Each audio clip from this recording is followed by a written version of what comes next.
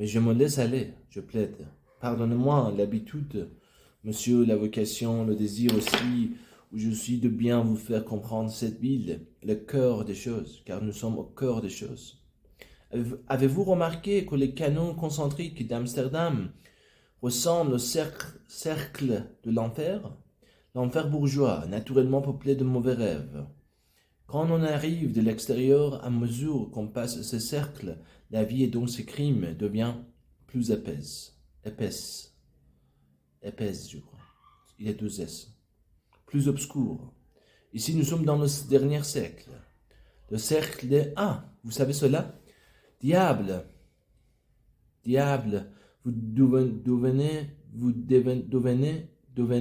plus difficile à classer. Mais vous comprenez alors pourquoi je puis dire que le sens des choses est ici, bien que nous nous trouvions à l'extrémité du continent. Un homme sensible comprend ces bizarreries. En tout cas, les lecteurs de journaux et les fornicateurs ne peuvent aller plus loin. Ils viennent de tous les coins de l'Europe et s'arrêtent autour de la mer intérieure, sur les grèves décolorées. Ils écoutent les sirènes, cherchent en vain la silhouette des bateaux dans la brume, puis repassent les canaux et s'en retournent à travers la pluie. Transis, ils viennent demander en toute langue du Genièvre à Mexico City. Là, je les attends. À demain donc, monsieur et chers compatriotes. Non, vous trouverez,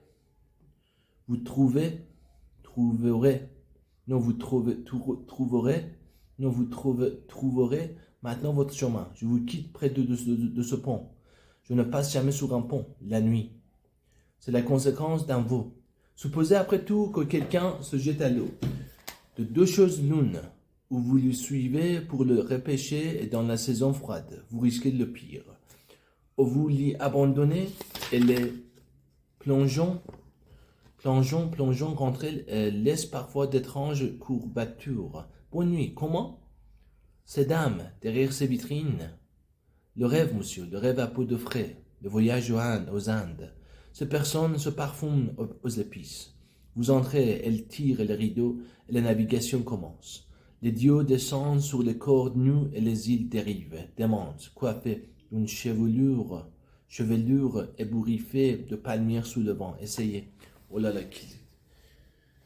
beaucoup de mots compliqués. Qu'est-ce qu'un juge pénitent? Ah, je vous ai intrigué avec cette histoire. Je n'y mettais aucune malice, croyez-le, et je peux m'expliquer plus clairement. Dans un sens, cela fait même partie de mes fonctions. Mais il me faut d'abord vous exposer un certain nombre de faits qui vous aideront à mieux comprendre mon récit. Il y a quelques années, j'étais avocat à Paris, et ma foi, un avocat assez connu. Bien entendu, je ne vous ai pas dit mon vrai nom. J'avais une spécialité, les nobles causes, la veuve et l'orphelin, comme on dit. Je ne sais pourquoi, car enfin il y a des veuves abusives et des orphelins féroces. Il me suffisait cependant de renifler sur un accusé la plus légère odeur de victime pour que mes manches entrassent en action. Et quelle action? Une tempête. J'avais le cœur sur la manche. On aurait cru et vraiment que la justice couchait avec moi tous les soirs. Je suis sûr que vous auriez admiré l'exactitude de mon ton, la justesse de mon émotion, la persuasion et la chaleur, l'indignation maîtrisée de mes plaidoiries. La nature m'a bien servi quant au physique, l'attitude noble m'a bien sans effort. De plus, j'étais soutenu par deux sentiments sincères. La satisfaction de me trouver du bon côté de la barre, un mépris instinctif envers les juges en général. Ce mépris, après tout, n'était peut-être pas si instinctif. Je sais maintenant qu'il avait ses raisons. Mais vu du dehors, il ressemblait plutôt à un patient. On ne peut pas nier que pour le moment, du moins, il faille des juges, n'est-ce pas? Pourtant, je ne pouvais comprendre qu'un homme se désignât lui-même pour exercer cette surprenante fonction. Je l'admettais puisque je le voyais. Mais un peu comme j'admettais les sauterelles. sauterelles. Avec la différence que les invasions de ces orthoptères ne m'ont jamais rapporté un centime, tandis que je gagnais ma vie en dialoguant avec des gens que j'ai méprisés. Mais voilà, j'étais du bon côté. Cela suffisait à la paix de ma conscience. Le sentiment du droit, la satisfaction d'avoir raison, la joie de s'estimer soi-même. Cher monsieur, sont des ressorts puissants pour nous retenir debout ou nous faire avancer. Au contraire, si vous en privez les hommes, vous les transformez en chiens écumants. Combien de crimes commis simplement parce que leur auteur ne pouvait supporter d'être en faute. J'ai connu autrefois un industriel qui avait une femme parfaite, admirée de tous, et qu'il trompait pourtant. Cet homme enragé littéralement de se trouver dans son tort, d'être dans l'impossibilité de recevoir, ni de se donner un brevet de vertu. Plus sa femme montrait de perfection, plus il enrageait. À la fin, son tort lui devint insupportable. Que croyez-vous qu'il fit alors? Il cessa de la tromper? Non, il la tua. C'est ainsi que j'entrai en relation avec lui. Ma situation était plus enviable. Ma situation était plus enviable. Non seulement je ne risquais pas de rejoindre le camp des criminels, entre parenthèses, en particulier je n'avais aucune chance de tuer ma femme étant célibataire, parenthèse finie, mais encore je prenais leur défense, à la seule condition qu'ils fussent de bons meurtrières, comme d'autres sont de bons sauvages. La manière même dont je mène ma vie, cette défense m'a donné de grandes satisfactions. J'étais vraiment irréprochable dans ma vie professionnelle. Je n'ai jamais accepté de pot de vin, cela va sans dire, mais je ne me suis jamais abaissé non plus à aucune démarche. Chose plus rare, je n'ai jamais consenti à flatter aucun journaliste pour me le rendre favorable, ni aucun fonctionnaire dont l'amitié put être utile. J'ai même la chance de me voir offrir 2 ou 3 fois la Légion d'honneur que je pourrais refuser avec une dignité discrète où je trouvais ma vraie récompense. Enfin, je n'ai jamais fait payer les pauvres et ne l'ai jamais crié sur les toits. Ne croyez pas, cher monsieur, que je me vante en tout ceci. Mon mérite était nul. L'habilité qui, dans notre société, tient lieu d'ambition m'a toujours fait rire. Je visais plus haut. Vous verrez que l'expression est exacte en ce qui me concerne. Mais jugez déjà de ma satisfaction. Je jouissais de ma propre nature. Et nous savons tout ce que c'est là, le bonheur, bien que pour nous apaiser mutuellement, nous fassions mine parfois de condamner ce plaisir sous le nom d'égoïsme.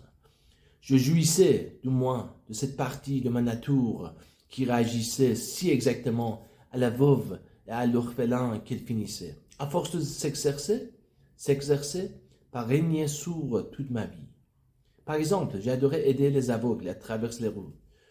De plus loin que j'apercevais une canne hésiter sur l'angle d'un trottoir, je me précipitais devancer d'une seconde, parfois la main charitable qui se tendait déjà enlevait l'aveugle à toute autre solitude que la mienne, et le menait d'une main douce et ferme sur le passage clouté, parmi les obstacles de la circulation, vers la œuvre tranquille du trottoir où nous nous séparions avec une émotion mutuelle. De la même manière, j'ai toujours aimé renseigner les passants dans la rue, leur donner du faux, prêter la main aux charrettes de trop lourdes, pousser l'automobile en panne, acheter le journal de la salutiste ou les fleurs. Le destin m'avait obligé de choisir un métier manuel.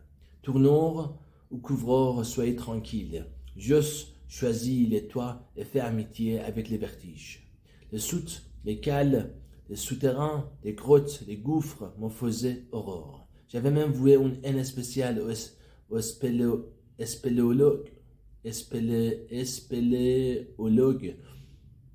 J'avais même voué une haine spéciale aux spéléologues qui avaient le front de couper la première page du journal et dont les performances m'écœuraient. S'efforcer de parvenir à la côte moins vite et sans, au risque de se trouver la tête coincée dans un goulet rocheux, un siphon, comme disent ces inconscients, me paraissait l'exploit du caractère perverti ou traumatisé. Il y avait du crime là-dessous. Un balcon naturel, à 500 ou 600 mètres au-dessous, d'une mer encore visible et baignée de lumière, est au contraire l'endroit où j'ose respirer le mieux, surtout si j'étais seul, bien au-dessous des fourmis humaines. Je m'expliquais sans peine que sûrement les prédications décisives, les miracles du faux se fissent sur les auteurs accessibles. Selon moi, on ne méditait pas dans les caves ou les cellules de prison, à moins qu'elles fussent situées dans une tour avec une voûte étendue. On y moisissait.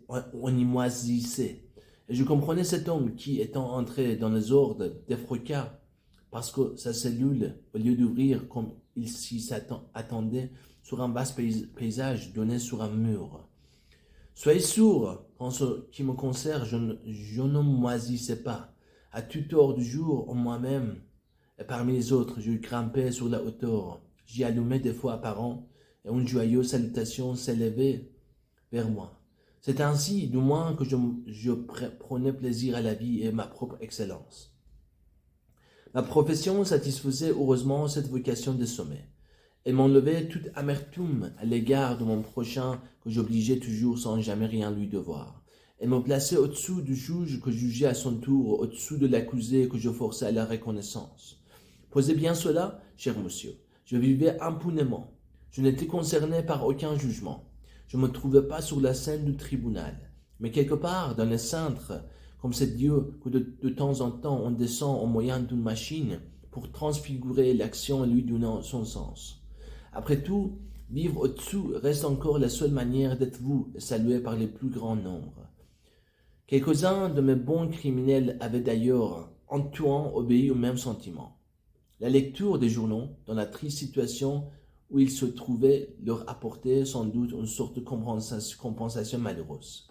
Comme beaucoup d'hommes, ils n'en pouvaient plus de l'anonymat et cette impatience avait pu en partie les mener à des fâcheuses extrémités. Pour être connu, il suffit en somme de tuer sa concierge. Malheureusement, il s'agit d'une réputation éphémère. Tant il y a de concierges qui méritent reçoivent le couteau. Le crime tient sans trêve le devant de la scène, mais le criminel n'y figure que fugitivement, pour être aussitôt remplacé. Ces brefs triomphes, enfin, se payent trop cher. Défendre nos malheureux, aspirant à la réputation, revenait au contraire à être vraiment reconnus dans le même temps, aux mêmes places, mais par des moyens plus économiques. Cela m'encourageait aussi à déployer de méritoires efforts pour qu'ils paillassent le moins possible. Ce qu'ils payent, ils le payent un peu à ma place. L'indignation, le talent, l'émotion que je dépensais m'enlevaient. En revanche, toute dette à leur égard. Les juges punissaient les accusés, expiaient, et moi, libre de tout devoir, soustrait au jugement comme à la sanction, je régnais librement dans une lumière édénique. N'était-ce pas cela en fait l'Éden, cher monsieur, la vie en prise directe? Ce fut la mienne. Je n'ai jamais eu besoin d'apprendre à vivre. Sur ce point, je savais déjà tout en naissant. Il y a des gens dont le problème est de s'abriter des hommes, ou du moins de s'arranger d'eux. Pour moi, l'arrangement était fait. Ok.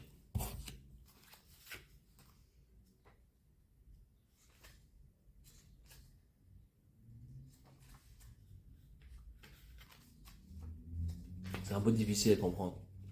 Je comprends, mais voilà.